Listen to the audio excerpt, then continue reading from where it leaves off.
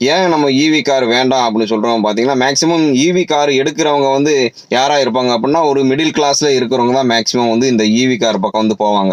ஏன் அப்படின்னா, உங்களுக்கு பெட்ரோல் மைலேஜ் எல்லாத்தையும் செக் பண்ணி பார்க்கும்போது எலக்ட்ரிக்கல் வந்து வெறும் சார்ஜ் மட்டும் தான் பண்றோம்.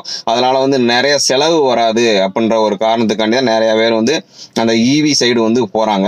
பொதுவா வந்து கம்பெனி குடுக்குற வாரண்டின்னு பார்த்தீங்கன்னா 5 இயர்ஸ், அதாவது 5 வருஷம் வாரண்டி தான் வந்து இப்போ குடுத்துக்கிட்டு இருக்காங்க. அதுக்கு அடுத்து வந்து உங்களுக்கு பேட்டரி மாத்துற சிச்சுவேஷன் வந்து கம்பல்சரியா வந்துரும். அதனால தான் வந்து உங்களுக்கு 5 வருஷம் வாரண்டி குடுக்குறாங்க. அதுக்குள்ள வேற எலக்ட்ரிக்கல் இஷ்யூ அந்த மாதிரி ஏதாச்சும் வந்துருச்சு அப்படின்னா, உங்களுக்கு வந்து உடனே வந்து எலக்ட்ரிக்கல் கார்ல வந்து சரி பண்ண முடியாது. அதுக்கான டைம் பீரியட் வந்து நம்மளுக்கு ரொம்ப கூடும். அதாவது மாச கணக்குல கூட ஆகலாம். அதே மாதிரி அந்த 5 வருஷம் பீரியட் முடிஞ்சிருச்சு அப்படின்னா, உங்களுக்கு அந்த பேட்டரி சேஞ்ச் பண்ணி ஆகணும் கம்பல்சரி. அந்த பேட்டரி சேஞ்ச் பண்ற காஸ்ட் பாத்தீங்கன்னா, உங்களுக்கு கார் நீங்க எவ்வளவுக்கு வாங்குனீங்களோ அதுல அந்த ரேட்ல இருந்து ஒரு 50% இருந்து ஒரு 60% காஸ்ட் வந்து உங்களுக்கு ஆகும் அந்த பேட்டரி மாத்துறதுக்கு.